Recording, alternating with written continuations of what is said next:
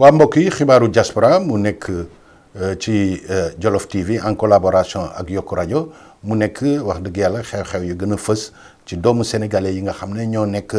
bitim réew xanaa ñu njëkkee rek information bi nga xam ne moo gën a tàng mbokk yi mooy monsieur le ministre Souleymane Jules Diop xam ngeen ne mu ngi tourné ci Europe waaw demoon Maroc aussi jaar Espagne ñëw Italie nag mbokk yi. ba mu fi ñëwee wax dëgg yàlla groupe de presse yi gën a mag fii muy Mag FM Jolof TV Yokku rajo ak suñ xarit journaliste Malick Sakho demoon nañ fekkee mbir ma ba nga xam ne su ngeen duggee ci site bi muy Jolof TV wala Info Mag da ngeen fekk wax dëgg yàlla reportage bi ñu ci def mu nekk mbir mu rafet mais nag mbokk yi wax dëgg yàlla moom Souleymane Jules Diop dëgg yàlla am na question yu bëri yoo xam ne ñun bëggoon nañ ko posé waaye wax dëgg yàlla daf cee laxatu daal da koo bañ daal bañ koo tontu su ngeen demee donc da ngeen gis élément boobu waaw mbokk yi ñu dem ba États-Unis nag moom la fa xew wax dëgg yàlla mooy kooku ñuy wax Mamadou Gassama nekk di jiite parti APR foofu ci États-Unis te nekk aussi président conseil d'administration ANAMO mooy agence nationale de la maison des outils te président Macky Sall nommé ko moom nag wax ji mu wax dëgg yàlla wax ju rëy la wax nee na daal président Macky Sall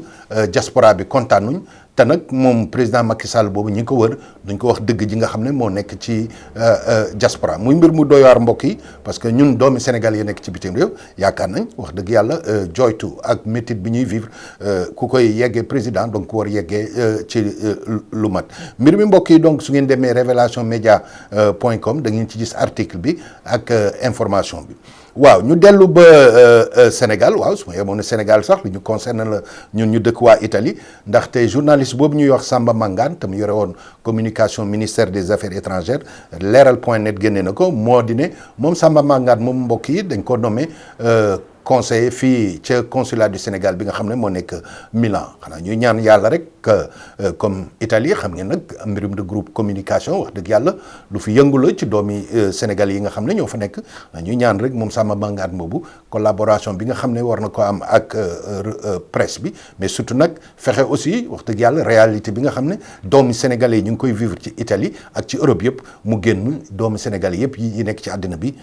yëg ko mbokk yi foofu ca Sénégal tamit wax dëgg yàlla émission ci rajo réew mi te suñ xarit Modou Mbacké Niang di fa présenter émission boobu ñuy wax diaspora moom nee na dafa génnee benn innovation maanaam chaque dimanche ci émission bi wax un dimanche un pays maanaam day tànn benn pays boo xam ne doomu sénégalais yi ca nekk ca bitim réew moom lay présenter waxtaan ak ñoom wax la ñuy wax waaw premier numéro bi nag mbokk yi mu ko def invité waa Côte d'Ivoire di fàttali ne Côte d'Ivoire wax dëgg yàlla ci réew yi nga xam ne sénégalais yi fa lay njëkk immigré ca la bokk depuis les années 1800 te communauté bu mag bokk ca ba noppi di fàttali ne aussi président Houphouët wax dëgg yàlla Houphouët-Boigny premier président ba xam ngeen ne première soxnaam sénégalaise la woon te nag am na ay sët ak ay jarbaat yoo xam ne sant sénégalais la tudd mu mel ni rek wax dëgg yàlla diggante Sénégal ak Côte d'Ivoire relation bi yàgg na moom nag Modou Mbacké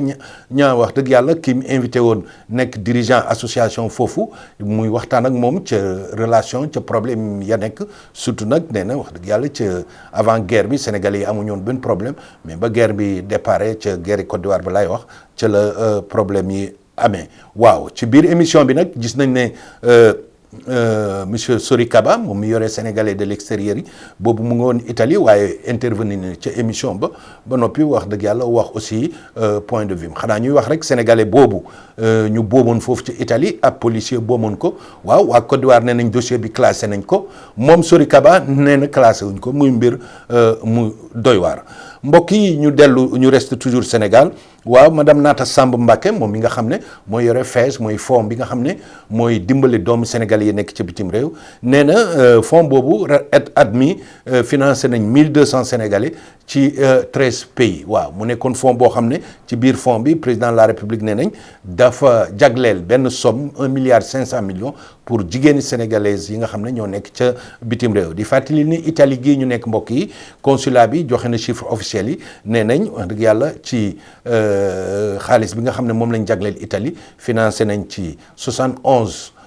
projet yoo xam ne ay jigéen ñoo ko présenté di fàttali rek de projet yooyu wax dëgg yàlla 700 personnes ñoo ci déposé xanaa ñuy ñaan yàlla rek mbokk yi que fonds boobu mu yokku ndaxte problème yi ci Italie waaye aussi ci yeneen pays européens yi nga xam ne surtout nag suñu jigéen ñi wax dëgg soxla nañ loo xam ne lu